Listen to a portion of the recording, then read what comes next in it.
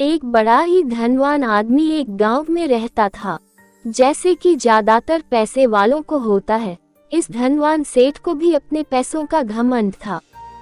वह जिस गांव में रहता था वहां पर ज्यादातर लोग किसान थे।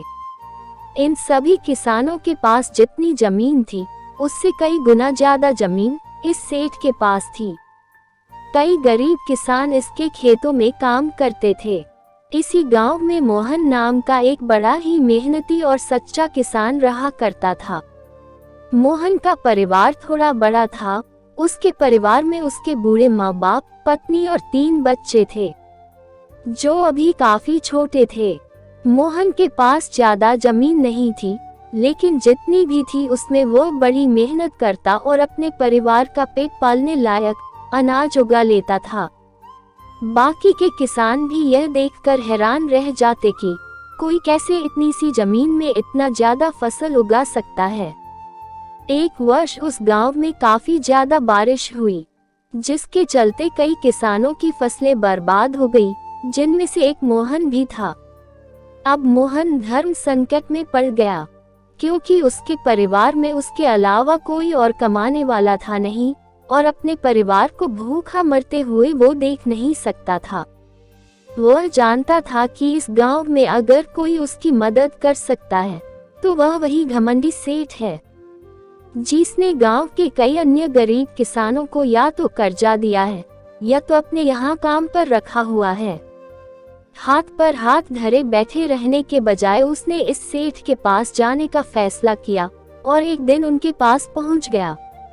सेठ के पास पहुंचकर मोहन बोला, सेठ जी, आपकी बहुत मेहरबानी होगी अगर आप मुझे थोड़ा सा कर्जा दे दे, जिससे मैं अपने खेतों में फिर से कोई फसल उगा सकूं, या फिर आप मुझे अपने यहाँ नौकरी दे दे ताकि मेरे परिवार को 2 वक्त का खाना मिल सके। घमंडी सेठ को उसकी इन बातों से कोई मतलब था नहीं, लेकिन गांव के सारे लोगों की तरह वह भी यह जानता था कि मोहन कितना मेहनती है और वह जिस भी खेत में काम करेगा वहां वह 2 गुनी फसल उगा सकता है। सेठ ने सोचा, अगर मैं इसे पैसे उधार देता हूं तो शायद यह स्थिति में नहीं है कि मुझे वापस लौटा सके, लेकिन अगर मैं इसे अपने खेतों में काम करवाता हूं तो मुझे जरूर दुगना फायदा होगा। सेठ मोहन से बोला, देख भाई, पैसा तो मैं तुझे दूंगा नहीं और मेरे पास अभी खेतों में काम करने के लिए कई किसान पहले से मौजूद है, लेकिन तुझ पर तरस खाकर मैं तुझे अपने खेतों में नौकरी देता हूँ, पर मैं तुझे इसके लिए ज्यादा पैसे नहीं दूंगा। बाकी किसानों को मैं 300 देता हूँ, मैं तुझे 200 ही दे पाऊंगा। मरता क्या न करता। मोहन ने सेठ की शर्त मान ली और उसी दिन से सेठ के खेतों में काम करना शुरू कर दिया।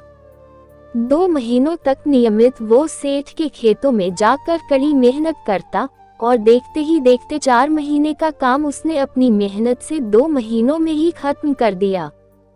सेठ उसके काम से काफी खुश था, लेकिन वह कभी उसको यह जताता नहीं था। जब सेठ ने देखा कि उसका खेतों का काम अब खत्म हो चुका है, अगर वह मोहन को काम से निकाल देता है तो उसके 2 महीनों के पैसे बच जाएंगे। तब सेठ ने मोहन को काम से निकालने का फैसला किया। एक बार सेठ को ये विचार भी आया कि इतना मेहनती आदमी शायद उसे दोबारा ना मिले, लेकिन फिर उसने सोचा कि जब अगले साल काम आएगा तब उसे फिर से नौकरी पर रख लेगा। आखिर इस गांव में उसके अलावा है ही कौन जिसके आगे ये लोग अपने हाथ फैलाएंगे। एक दिन सेठ ने मोहन को अपने पास बुलाकर उसको उस दिन का पैसा दिया और साथ में यह भी कहा कि कल से तुमको काम पर आने की जरूरत नहीं है। अब मेरे पास तुम्हारे लिए कोई काम नहीं बचा है। जब मेरे पास काम आएगा तो मैं तुम्हें बुला लूंगा। यह सुनकर मोहन का दिल बैठ गया। पिछले 2 महीनों से कम ही सही, उसके बच्चों और परिवार के पेट में अन्न का दाना जा तो रहा था, अब वह क्या करेगा। यही सोचकर उसकी आंखों से आंसू निकल आए। मोहन ने सेठ के पैर पकड़ लिए और गिड़गिड़ाने लगा, सेठ जी, मुझे इस काम की बहुत जरूरत है, मुझे मत निकालिए। अपने मतलब से मतलब रखने वाला सेठ टस से मस न हुआ। उसने खरी खोटी सुनाकर मोहन को वहां से चलता कर दिया और मन ही मन 2 महीनों की तनख्वाह बचने से खुश होने लगा। अगले दिन जब सेठ सवेरे उठा और अपने आंगन में आया तो उसने देखा कि मोहन उसके आंगन में बैठा है। सेठ ने उसको पास बुलाकर पूछा कि क्या हुआ, तुम क्यों यहाँ पर बैठे हो? मोहन बोला, सेठ जी मुझे वापस काम पर रख लीजिए, आप जानते ही हैं मेरी आर्थिक परिस्थिति कैसी है, थोड़ी दया कीजिए। लेकिन सेठ ने उसकी एक न सुनी और फिर एक बार उसे बुरा भला कहकर वहां से जाने के लिए कहा। बेचारा मोहन अपना सिर नीचे झुका के वहां से चला गया। अगले दिन फिर यही घटना दोहराई गई। मोहन फिर सेठ के आंगन में बैठा था। सेठ ने फिर उसको वहां से जाने के लिए कहा। यही घटना अगले कई दिनों तक चलती रही। अब तो मोहन सेठ के निकलने पर भी वहां से नहीं जाता था और वहीं पर बैठा रहता था। एक बार सेठ ने उससे पूछ लिया, तुम कैसे आदमी हो? मैं तुम्हारा इतना अपमान करता हूँ लेकिन तुम्हें कोई फर्क ही नहीं पड़ता।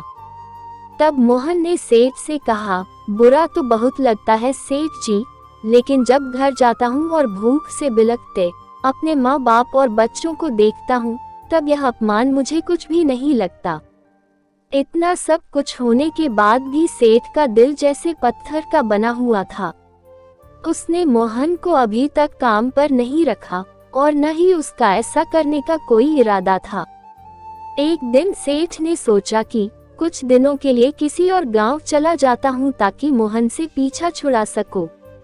अगले दिन मोहन के आने से पहले ही सेठ अपने परिवार को लेकर अपने किसी संबंधी के यहाँ चला गया और वहां पर 10 दिनों तक रहने के बाद फिर अपने गांव अपने घर वापस लौटा।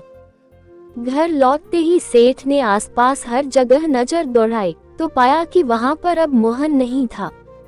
सेठ ने सोचा, मेरी तरकीब काम कर गई, लगता है मोहन से अब पीछा छूट गया है।